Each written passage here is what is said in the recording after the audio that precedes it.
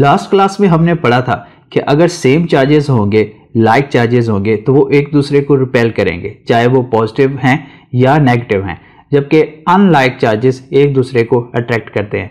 ये अट्रैक्शन या repulsion electrostatic force की वजह से होती है। अभी तक हमारे पास जो इन्फॉर्मेशन थी वो क्वालिटेटिव एनालिसिस था, लेकिन कूलम्ब ने हमें बताया इसका क्वांटिटेटिव एनालिसिस, यानी कि दो चार्जेस के दरमियान अट्रैक्शन या रिपल्शन की कितनी फोर्स लग रही होती है। ये एक्सपेरिमेंट कूलम्ब ने 1874 में किया था। कूलम्ब बेसिकली एक फ्रेंच मिलिट्री इंजीनियर था और उसका ये जो एक्सपेरिमेंट था, लॉ था, ये एम्पिरिकल लॉ था। एम्पिरिकल लॉ का मतलब ये होता है कि एक एक्सपेरिमेंट करके वहाँ से जो रिजल्ट निकलता है उस रिजल्ट का एक लॉ बनाया जाता है। तो उसने एक्सपेरिमेंट से ये डिड्यूस किया था कि दो चार्जेस के दरमियान कितनी फोर्स ऑफ अट्रैक्शन या रिपल्शन पाई जाती है। कूलम्ब लॉ को मजीद डिटेल से समझने से पहले हम इसकी कंडीशंस देख लेते हैं कि कूलम्ब लॉ किन किन कंडीशन में वैलिड है और किन किन कंडीशन में नहीं है। जो सबसे पहले इंपॉर्टेंट चीज़ ये है कि it is applicable only two point charges. अब पॉइंट चार्जेस पर ये सिर्फ एप्लीकेबल है, लेकिन पॉइंट चार्ज का मतलब क्या होता है कि अगर दो चार्जेस उनका साइज उनके दरमियान सेपरेशन से बहुत कम है तो उसको हम पॉइंट चार्जेस कहते हैं। मान लें कि इस तरह से दो चार्जेस हमारे पास हैं और इन चार्जेस के दरमियान इनका साइज काफ़ी ज़्यादा है और इनके दरमियान कुछ न कुछ डिस्टेंस है, लेकिन अगर ये डिस्टेंस बहुत ज़्यादा बढ़ा दें, इस तरह से इनके दरमियान सेपरेशन बढ़ा दें, तो ये चार्ज हमें कुछ इस तरह से दिखाई देंगे, जस्ट लाइक अ पॉइंट। इस वजह से इनको पॉइंट चार्जेस कहा जाता है और कूलम्ब लॉ पॉइंट चार्जेस पर ही एप्लीकेबल है। सेकेंड, स्टैटिक चार्जेस, यानी कूलम्ब लॉ एप्लीकेबल तब है अगर चार्जेस रेस्ट में होंगे। अगर चार्जेस मूव कर रहे हैं तो कूलम्ब लॉ एप्लीकेबल नहीं है। लेकिन सवाल यह है कि क्या अगर एक चार्ज रेस्ट में है और एक चार्ज मूव कर रहा है तो क्या तब हम कूलम्ब लॉ अप्लाई कर सकते हैं? बिल्कुल।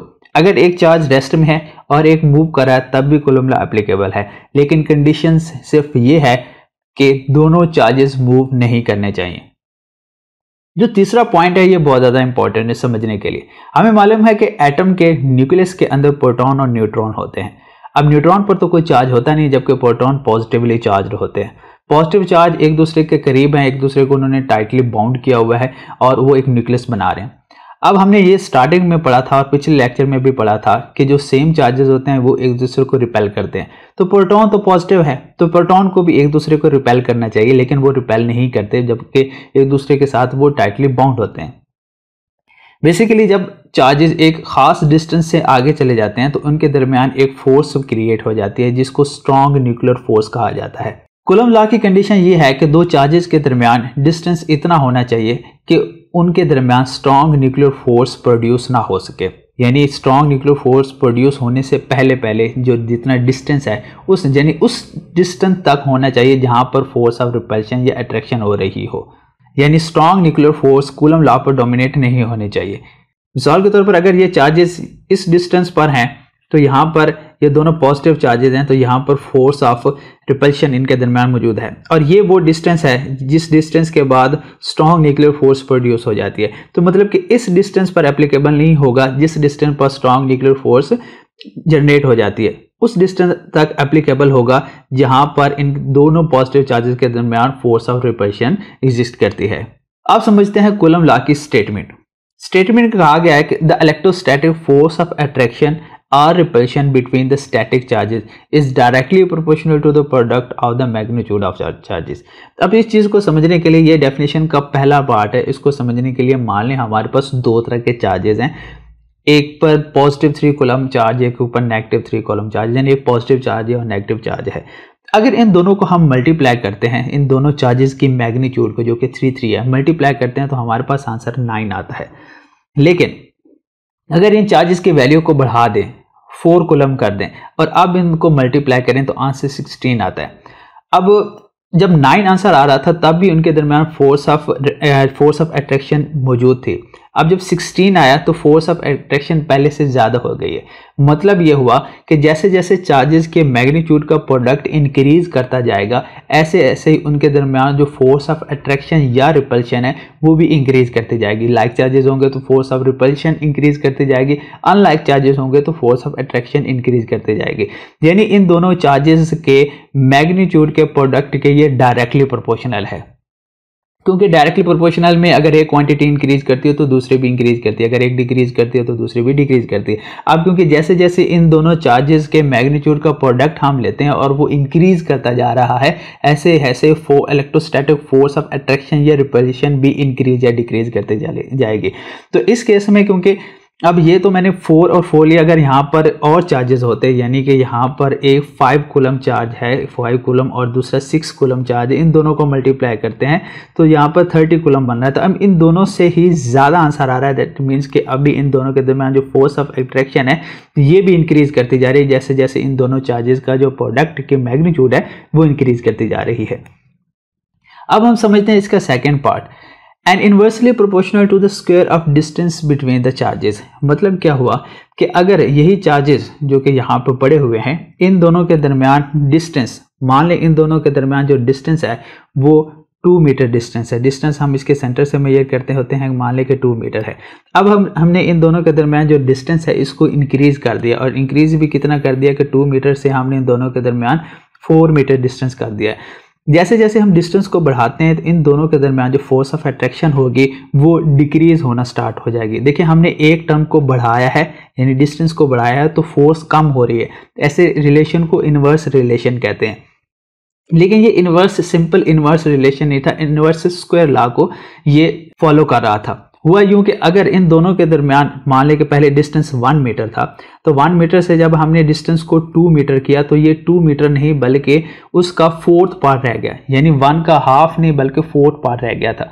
मान इस तरह से हुआ, मतलब हुआ कुछ इस तरह से कि जो फोर्स है ये इसके डिस्टेंस के इन्वर्सली प्रोपोर्शनल नहीं बल्कि डिस्टेंस के स्क्वायर के इन्वर्सली प्रोपोर्शनल हमें रिजल्ट मिल रहे थे। और अगर यानी कि अगर इन दोनों के दरमियान डिस्टेंस हम 2 टाइम कर देते हैं तो वो 2 टाइम नहीं होगा, बेसिकली 2 का स्क्वायर उसका 4 टाइम हो जाएगा। अगर दोनों के दरमियान डिस्टेंस 3 टाइम कर देते हैं तो 3 टाइम नहीं होगा बल्कि 3 का स्क्वायर 9 टाइम डिस्टेंस जो होगा इनके दरमियान इंक्रीज कर जाएगा, और उसी हिसाब से जो फोर्स ऑफ अट्रैक्शन या रिपल्शन है वो भी इंक्रीज या डिक्रीज करती चली जाएगी। तो इस केस में जैसे 2 मीटर डिस्टेंस था तो जैसे हमने इसको डिस्टेंस को बढ़ाया और हमने 4 मीटर डिस्टेंस किया तो 4 होने का क्या मतलब होगा कि उसका 1/16 पार्ट। तो अगर 1/16 पार्ट्स होने का मतलब है कि इतनी उसकी जो फोर्स है वो डिक्रीज हो गई है। तो अगर हम इन दोनों रिलेशंस को लिखें, यानी जो फोर्स है ये डायरेक्टली प्रोपोर्शनल है इन दोनों चार्जेस के। मान लें कि एक चार्ज को मैंने Q1 कहा है और दूसरे चार्ज को Q2 कहा है, इन दोनों चार्जेस के प्रोडक्ट के डायरेक्टली प्रोपोर्शनल है। और यही फोर्स जो है इन दोनों चार्जेस के दरमियान जो डिस्टेंस है उसके स्क्वायर के इन्वर्सली प्रोपोर्शनल है। अगर दोनों इक्वेशंस को मैं कंबाइन कर दूं तो मेरे पास यहाँ पर Q1 Q2 divided by R square relation आएगा। हम इससे प्रोपोर्शनल के साइन को ख़त्म करेंगे और यहाँ पर एक कांस्टेंट लगाएंगे K, Q1 Q2 divided by R square. यहाँ हमारे पास एक फार्मूला आ गया और यही फार्मूला बेसिकली हमारे पास कूलम्स लॉ का फार्मूला होता है। लेकिन अभी हमने इसको कंप्लीट नहीं पढ़ा। सबसे पहले हमें ये जानना होगा यहाँ पर K क्या है। ठीक है, K को हम कूलम कांस्टेंट कहते हैं या कांस्टेंट ऑफ प्रोपोर्शनैलिटी भी बोलते हैं। अब लेकिन ये K क्या है, क्या इसके ये किन किन वैल्यू पे डिपेंड करता है, अभी थोड़े टाइम के लिए हम K पर बात कर लेते हैं। सबसे पहले हम देख लेते हैं K की डिपेंडेंस, ये किन वैल्यू पर डिपेंड करता है। ये बेसिकली 2 फैक्टर पर डिपेंड करता है। पहली बात ये है कि nature of the medium between the charges, कि ये जो 2 चार्जेस जो कुछ फासले पर हमने रखे हुए हैं, इन दोनों चार्जेस के दरमियान मीडियम क्या है। अब मीडियम को भी हम समझेंगे, लेकिन अभी के लिए मैं इतना बता देता हूँ आपको। मीडियम से मुराद हो कि इन दोनों चार्जेस के दरमियान आया कि वैक्यूम है, एयर है, या कोई हमने प्लास्टिक शीट रखी है या कुछ और रखा हुआ है। ठीक है, इस चीज़ पर भी डिपेंड कर रहा होता है। तो मिसाल के तौर पर अगर ये 2 चार्जेस हैं और ये सिंपल ऐसे पड़े और इन दोनों के दरमियान एयर है, उस वक्त K की वैल्यू कुछ और होगी। वैक्यूम होगा तो K की वैल्यू में कुछ और वैल्यूज आ रही होंगी। और अगर हम इन दोनों के चार्जेस के दरमियान कोई शीट वगैरह रख देते हैं तो तब के की वैल्यू कुछ और होगी। तो मतलब क्या करता है कि इन दो चार्जेस के दरमियान जो मीडियम है उस पर डिपेंड करता है। और तीसरा जो दूसरा फैक्टर है वो सिस्टम ऑफ द यूनिट, वो उसके यूनिट पर भी डिपेंड कर रहा होता है। तो सबसे पहले हम यहाँ से देख लेते हैं कि के का यूनिट हमारे पास क्या बनेगा। अभी हमने फॉर्मूले में पढ़ा कि F इज इक्वल टू के Q1 Q2 divided by R square. अगर हम यहाँ से के की वैल्यू फाइंड करें तो ये आर स्क्वायर फोर्स के साथ जाकर मल्टीप्लाई हो जाएगा, जबकि दोनों चार्जेस का जो प्रोडक्ट है वो इधर आकर डिवाइड हो जाएगा। अब हम इनके यूनिट निकालते हैं। फोर्स का यूनिट होता है न्यूटन, आर इन दोनों के दरमियान डिस्टेंस है और डिस्टेंस का यूनिट मीटर, और उसके ऊपर स्क्वायर है तो ऊपर स्क्वायर भी आएगा। अब चार्ज का यूनिट कूलम होता है, क्योंकि ये 2 टाइम है तो ये कूलम स्क्वायर हो जाएगा। तो हम यहाँ से कह सकते हैं जो के का यूनिट है वो है Newton metre square per coulomb square है। जैसे कि अभी हमने बात की कि जो के की वैल्यू है ये इन दोनों चार्जेस के दरमियान मीडियम पे डिपेंड करती है। अभी हम दो तरह के मीडियम की बात करेंगे। सबसे पहले कि इन दोनों चार्जेस के दरमियान अगर वैक्यूम हो तो उस वक्त के की वैल्यू क्या होगी, हम ये देखेंगे। और उसके साथ हम ये भी देखेंगे उस वक्त उन दोनों के दरमियान चार्जेस के दरमियान फोर्स ऑफ अट्रैक्शन या रिपल्शन कितनी होगी। अब मीडियम होने का मतलब क्या हुआ कि जो हमारे पास फोर्स है इसका हम फार्मूला किस तरह से लिखेंगे कि फोर्स, अब क्योंकि हम मीडियम जो है वो वैक्यूम ले रहे हैं तो यहाँ पर मैं वैक्यूम लिखता हूँ, फोर्स वैक्यूम, यहाँ पर के। अब के की वैल्यू हम वैक्यूम में फाइंड करना चाहते हैं तो यहाँ इसके साथ सबस्क्रिप्ट में हम वैक्यूम लिखेंगे और आएगा Q1 Q2 divided by R square. के की वैल्यू जो है बेसिकली के जो है ये इक्वल होता है 1/4 पाई एप्सिलॉन। अब एप्सिलॉन अगर हम जब मीडियम ले रहे होंगे वैक्यूम तो यहाँ हम इसके साथ नॉट लगा देंगे, एप्सिलॉन नॉट, इसको एप्सिलॉन बोलते हैं। और एप्सिलॉन नॉट होने का मतलब ये होता है कि इन दो चार्जेस, ये जो चार्जेस हैं इन दो चार्जेस के दरमियान जो मीडियम है वो वैक्यूम है। तो वैक्यूम के अंदर हमारे पास जो कूलम फोर्स होगी वो किसके इक्वल हो जाएगी, 1/4 pi epsilon naught Q1 Q2 divided by R square. अब एक और सवाल पैदा हो गया कि ये एप्सिलॉन बेसिकली क्या चीज़ है।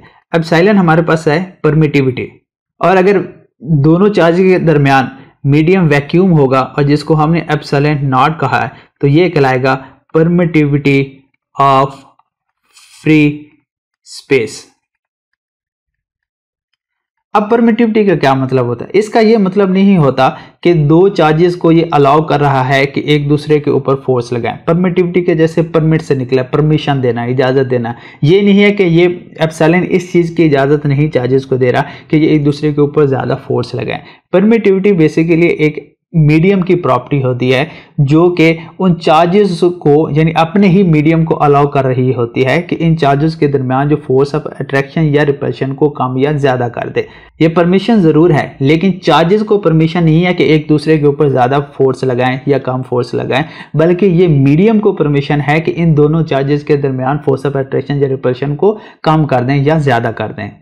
अब इसको थोड़ी और डिटेल के साथ पढ़ेंगे जब हम कूलम्स लॉ इन मीडियम की बात करेंगे। तो अभी के लिए आप ये याद रख लें कि जब हम कूलम्स लॉ इन वैक्यूम की बात करते हैं तो यहाँ पर एप्सिलॉन नॉट हम इसको बोलेंगे और ये permittivity of the free space होगी।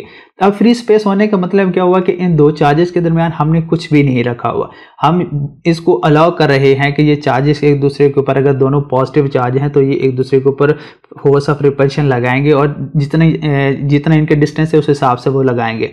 अब परमिटिविटी ऑफ फ्री स्पेस यानी एप्सिलॉन नॉट, इसकी वैल्यू हमारे पास 8.85 इंटू 10⁻⁻12 होती है। अब बात करते हैं इसके यूनिट की। अगर हम यहाँ से यूनिट निकालना चाहें, जैसे कि अभी मैंने बात की कि के किसके इक्वल होता है 1/4 पाई एप्सिलॉन नॉट।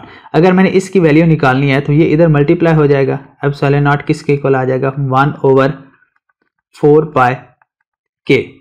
अब 4 और पाई के तो कोई यूनिट नहीं होता क्योंकि ये कांस्टेंट नंबर है, जबकि के जो है इसका यूनिट होता है। अभी हमने बात किया कि जो के का यूनिट है ये 4 पाई मैं एज इट इज लिखने लगा हूँ, ये होता है Newton metre square per coulomb square. अगर ये सी स्क्वायर को ऊपर मैं मल्टीप्लाई कर दूं तो ये किसके इक्वल आ जाएगा, कूलम स्क्वायर पर न्यूटन पर मीटर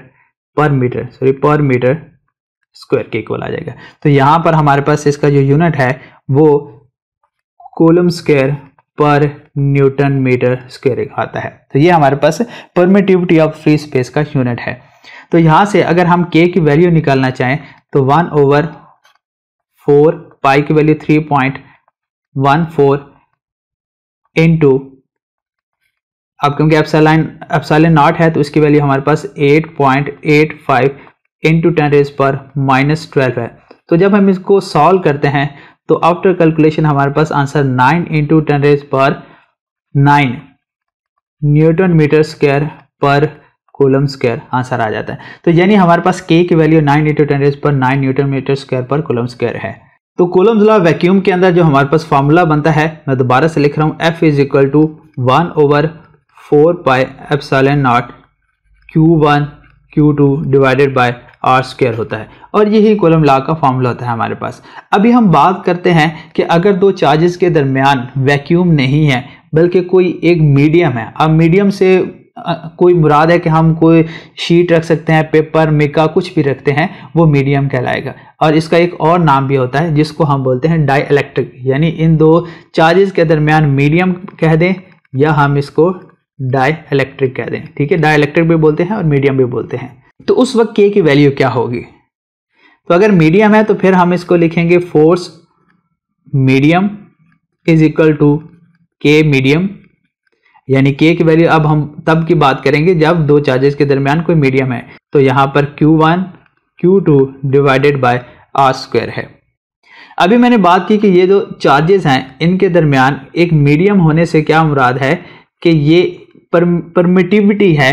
परमिटिविटी, अगर पहले मैंने बात की थी permittivity of the free space, लेकिन अब मैं बात कर रहा हूं परमिटिविटी ऑफ द मीडियम। इसको सिंपल मैं अब साइलेंस से शो करूंगा। अब ये इस चीज को परमिशन नहीं दे रहा कि ये इन दोनों, अगर ये नेगेटिव ये पॉजिटिव चार्ज है और इनके दरमियान फोर्स ऑफ अट्रैक्शन है और हमने यहाँ दरमियान में कोई एक मीडियम रख दिया, तो ये इन दोनों को परमिशन नहीं दे रहा। परमिटिविटी इस चीज़ की नहीं है कि ये एक दूसरे पर ज़्यादा फोर्स लगाएंगे, बल्कि अब ये परमिटिविटी इस मीडियम को है, यानी इस मीडियम को अलाउ किया जा रहा है कि इन दो चार्जेस के दरमियान जो फोर्स ऑफ अट्रैक्शन है उसको कम कर दे। परमिशन जरूर है, लेकिन किसको परमिशन है? मीडियम को परमिशन है कि इन दोनों चार्जेस के जो फोर्स है, फोर्स ऑफ अट्रैक्शन है, उसको कम कर दे। अब हमारे पास मसला ये बनेगा कि हमें हर एक मीडियम की अलग अलग वैल्यू याद रखनी पड़ेगी कि अगर हमने यहाँ पर प्लास्टिक रखा है, आयरन रखा है या कोई और चीज रखी है इन दो चार्जेस के दरमियान, तो फिर उसकी परमिटिविटी क्या होगी। इन वैल्यूज को याद रखना मुश्किल होता है। इसके लिए हम एक नया कॉन्सेप्ट यूज करते हैं जिसको हम बोलते हैं रिलेटिव परमिटिविटी। रिलेटिव परमिटिविटी क्या चीज होती है? ये रेशियो होती है। किन के दरमियान रेशियो होती है? Between permittivity of the medium to permittivity of free space. अब हमें फ्री स्पेस की परमिटिविटी तो पता है और हमें मीडियम की परमिटिविटी जो होगी वो उसका हमें पता होना चाहिए। इसके लिए हमारे पास एक फॉर्मूला होता है रिलेटिव परमिटिविटी का। रिलेटिव परमिटिविटी को एप्सिलॉन R से शो करते हैं। ये क्या है? Permittivity of medium divided by permittivity of the free space. अगर हमने मीडियम की परमिटिविटी फाइंड करनी है तो हम इसको दूसरी तरफ मल्टीप्लाई कर देंगे, तो ये एप्सिलॉन इक्वल हो जाएगा epsilon R into epsilon not. अब इस बात का क्या मतलब है? यहाँ पर जो रिलेटिव परमिटिविटी है इसका मतलब है कि ये जो मीडियम की परमिटिविटी है फ्री स्पेस की परमिटिविटी से कितनी गुना ज्यादा है। और यहाँ पर परमिटिविटी ज्यादा होने का मतलब ये होगा कि ये फोर्स को कम करेगा। परमिटिविटी ज्यादा होने का मतलब क्या होगा? फोर्स को कम करेगा। अब मेरे पास परमिटिविटी कम होने का क्या मतलब होगा? जैसे कि सबसे कम हमारे पास फ्री स्पेस की होती है कि ये फोर्स को ज्यादा अलाउ करेगा लगाने के लिए। यहाँ पर एप्सिलॉन R क्या होते हैं? ये हमें बताते हैं कि इस मीडियम की परमिटिविटी फ्री स्पेस की परमिटिविटी से कितने गुना ज्यादा है। मिसाल के तौर पर अगर किसी मीडियम की परमिटिविटी एयर की परमिटिविटी से 2 टाइम्स ज़्यादा है, यानी एप्सिलॉन R की वैल्यू 2 है, तो हम क्या करेंगे? उस मीडियम की परमिटिविटी फाइंड करने के लिए इस 2 को फ्री स्पेस, यानी इसमें जितनी वैल्यू है जो कि है 8.85 इंटू 10⁻⁻12, इसके साथ मल्टीप्लाई करेंगे तो हमारे पास उस मीडियम की परमिटिविटी आ जाएगी। तो बजाय इसके कि हम हर एक मीडियम की परमिटिविटी को याद रखें, हम क्या करते हैं कि हम ये देखते हैं कि फ्री स्पेस की निस्बत उसकी परमिटिविटी कितनी ज़्यादा है, उस कितनी ज़्यादा को हम मल्टीप्लाई कर देते हैं फ्री स्पेस की परमिटिविटी के साथ, तो जो आंसर आता है उस मीडियम की परमिटिविटी आ जाता है। तो हमारे पास क्या फॉर्मूला बनेगा? Epsilon R and epsilon not. तो अब अगर हम देखें मिसाल के तौर पर हम एयर की परमिटिविटी की बात कर लेते हैं या वैक्यूम की परमिटिविटी की बात करते हैं, तो हम क्या कहेंगे कि जो वैक्यूम की परमिटिविटी होती है यानी एप्सिलॉन आर रिलेटिव परमिटिविटी की वैल्यू होती है वो 1 होती है। मिसाल के तौर पर अगर मैं कहता हूँ उनके कि स्टूडेंट ए के मार्क्स और स्टूडेंट बी के मार्क्स, स्टूडेंट ए के मार्क्स हैं 80 और स्टूडेंट बी के मार्क्स भी कितने हैं 80, मैं कह सकता हूं कि इन दोनों में किसके मार्क्स ज्यादा हैं? नहीं, क्योंकि दोनों के बराबर हैं। अगर हम रिलेटिविटी निकालें इन दोनों के दरमियान, तो मैं ये कह सकता हूं कि क्या स्टूडेंट ए के मार्क्स बी से कितने ज्यादा हैं? तो कितने ज्यादा नहीं कह सकते क्योंकि ये दोनों के इक्वल हैं, तो इनकी रिलेटिव परमिटिविटी फिर कितनी हो जाएगी? 1 हो जाएगी। और अगर हम इस तरह से एयर के साथ परमिटिविटी निकालेंगे तो वो भी 1 आएगी। इसी तरह से अगर हम वैक्यूम के साथ परमिटिविटी निकालेंगे तो 1 होगी। तो यही वजह होती है कि अगर हम इस मीडियम की परमिटिविटी निकालते हैं, अगर दो चार्जेस के दरमियान मीडियम वैक्यूम होगा या एयर होगी, एयर और वैक्यूम की वैल्यू ऑलमोस्ट सेम होती है क्योंकि इसकी 1.0006 होती है जो कि तकरीबन 1 के इक्वल होती है। तो यहाँ पर रिलेटिव परमिटिविटी कितनी आएगी? 1, और फ्री स्पेस यानी वैक्यूम के अंदर जो फ्री स्पेस है उसकी कितनी होती है? 8.85 × 10⁻⁻12। तो इसको मल्टीप्लाई करेंगे तो मीडियम की परमिटिविटी भी यही आ जाएगी। तो यहाँ से हम कह सकते हैं कि जितने भी मीडियम है, फॉर ऑल मीडियम, जितने भी मीडियम है किसके अलावा? फ्री स्पेस के अलावा, उनकी जो रिलेटिव परमिटिविटी है वो हमेशा 1 से ग्रेटर होगी। तो यहाँ से अब हम एक और फॉर्मूला देख लेते हैं कि अगर हम मीडियम की बात करें तो अभी हमने बात की कि 1/4π, यहाँ पर एप्सिलॉन नॉट होगा तो फ्री स्पेस हो गई, मतलब कि वैक्यूम होगा। अगर मीडियम की बात करें तो सिर्फ एप्सिलॉन लिखा जाएगा और into Q1 Q2 divided by R²। अभी हमने बात की कि ये एप्सिलॉन जो होता है epsilon R and epsilon not के इक्वल होता है। तो अगर हम यहाँ से इसकी वैल्यू रिप्लेस कर दें 4π epsilon R epsilon naught Q1 Q2 divided by R², तो यहाँ से अगर हम 1/एप्सिलॉन R को सेपरेट कर दें और बाकी को लिखें 4π epsilon naught Q1 Q2 divided by R²। अब ये जो जिसके ऊपर मैंने सर्कल लगाया ये किसके इक्वल आ रहा है? फोर्स किसके अंदर? इन वैक्यूम, ये इसके इक्वल है। तो यानी हमारे पास जो फोर्स इन मीडियम है ये किसके इक्वल आ रहा है? Force in vacuum divided by epsilon R। तो इस बात से का क्या मतलब? ये बहुत इंपॉर्टेंट है। इसका मतलब ये, इससे हमें ये पता चलता है कि मीडियम की वजह से जो फोर्स है वो कम हो जाती है। जितने मतलब मीडियम, अब देखें अगर ये मीडियम एयर है, वैक्यूम है, तो उसकी वैल्यू कितनी होगी? 1 करेंगे तो मीडियम की और वैक्यूम की फोर्स इक्वल हो जाएगी। अब क्योंकि ये जो फैक्टर आ रहा है, ये रिलेटिव परमिटिविटी का जो फैक्टर है ये डिनोमिनेटर में आ रहा है, और अभी हमने बात की कि यहाँ पर एप्सिलॉन की वैल्यू किसी भी दूसरे मीडियम के लिए 1 से ज़्यादा रहेगी। अब डिनोमिनेटर में नंबर जितना बड़ा होता जाएगा आंसर उतना कम आता जाएगा, मतलब कि मीडियम की वजह से उन दोनों चार्जेस के दरमियान जो फोर्स है वो भी कम हो जाएगी। अब हम बात करते हैं vector form of the coulomb law. हमें पता है कि जो कूलम्ब फोर्स है ये म्यूचुअल फोर्स है, मतलब कि दोनों चार्जेस एक दूसरे के ऊपर फोर्स लगा रहे होते हैं। अगर force exerted on Q2 bye Q1 के अगर हम बात करें तो उसको हम डिनोट करते हैं F21। इसका क्या मतलब होता है कि फोर्स एक्सर्टेड ऑन Q2, इस चार्ज Q2 के ऊपर फोर्स लग रही है और फोर्स लगा कौन रहा है? ये चार्ज Q1 लगा रहा है। तो इस तरह से हम इसको डिनोट करेंगे फोर्स ऑन 2/1, जिस पर लग रही होगी हम उसको पहले लिखेंगे और जो फोर्स लगा रहा होगा उसको बाद में लिखेंगे। इसी तरह से क्योंकि दूसरा भी तो फोर्स लगा रहा है, इसी तरह से force exerted on Q1 by Q2 is denoted by F12, मतलब कि अब फोर्स लग रही है चार्ज Q1 के ऊपर और लगा कौन रहा है? Charge Q2। तो इस तरह से हम इसको लिखेंगे force on charge Q1 bye 2। तो हम तो बात कर रहे हैं इसके वेक्टर फॉर्म की। अगर देखें जो फोर्स लगा रहा है और फोर्स हमें पता है कि एक वेक्टर क्वांटिटी है तो इसकी कुछ डायरेक्शन भी होगी, तो डायरेक्शन यही होगी। अगर देखें फोर्स जो है वो Q2 लगा रहा है 1 के ऊपर, तो इसके फोर्स की डायरेक्शन ये होगी, जिन दोनों के दरमियान डिस्टेंस R है तो वो क्या होगा? R21 हो जाएगा। और इसी तरह से अगर हम इसकी बात करें तो ये R12 हो जाएगा। तो अगर हम दोनों फोर्सेस की देखें बात करें तो ये दोनों फोर्सेस होती तो इक्वल ही हैं, लेकिन साथ में माइनस का साइन लगाया। माइनस का साइन इस चीज़ को शो कर रहा है कि इनकी जो डायरेक्शन है वो ऑपोजिट है। अगर एक राइट डायरेक्शन में फोर्स लगा रहा है तो दूसरा उसकी ऑपोजिट डायरेक्शन लेफ्ट डायरेक्शन में फोर्स लगा रहा है। तो अगर हम इसके वेक्टर फॉर्म को लिखें तो हम क्या करते हैं कि जस्ट हमारे पास जो फोर्स का फॉर्मूला है इसमें हम क्या करेंगे, सिंपल मैं अभी के लिखने लगा हूँ, Q1 Q2 divided by R square into its unit vector. हम क्या करेंगे, इसको इसके यूनिट वेक्टर के साथ मल्टीप्लाई कर देंगे। तो डायरेक्शन बताने के लिए हम यूनिट वेक्टर के साथ ही मल्टीप्लाई करते हैं और यूनिट वेक्टर हमें उसकी डायरेक्शन बताता होता है। तो अगर हम इस तरह की बात करें कि जो फोर्स है वो force on Q2 bye Q1, तो इसको हम लिखेंगे F21 लिखेंगे, और यहाँ पर क्या आएगा 1/4 pi epsilon naught Q1 Q2 divided by R square, और साथ यूनिट वेक्टर की क्या हो जाएगी R21 हो जाएगी। और इसी तरह से अगर हम बात करें फोर्स ऑन 1/2 तो 1/4 pi epsilon naught Q1 Q2 divided by R square, और यहाँ पर यूनिट वेक्टर क्या आ जाएगा 1 2 आ जाएगा। तो ये इसकी वेक्टर फॉर्म कहलाती है। इस तरह से अगर हम इसको लिखते हैं तो वेक्टर फॉर्म कहलाती है। और देखें यहाँ पर आर जो होता है बेसिकली ये भी ऐसे ही है, क्योंकि हम इसके वेक्टर फॉर्म में अगर हम इसको लिखें तो यूनिट वेक्टर 1 2 ये यूनिट वेक्टर 2 1 के इक्वल होता है, लेकिन इनके साथ माइनस साइन आता है क्योंकि डायरेक्शन ऑपोजिट होती है। तो ये था हमारे पास कॉलम लॉ, जिसमें हमने देखा कि कॉलम लॉ क्या है, उसके डिपेंडेंस देखी, लिमिटेशंस देखी, फिर के को समझा, इसकी स्टेटमेंट को समझा, साथ में हमने electrostatic force in medium, in vacuum और उसके वेक्टोरियल फॉर्म को भी समझा। Thank you so much.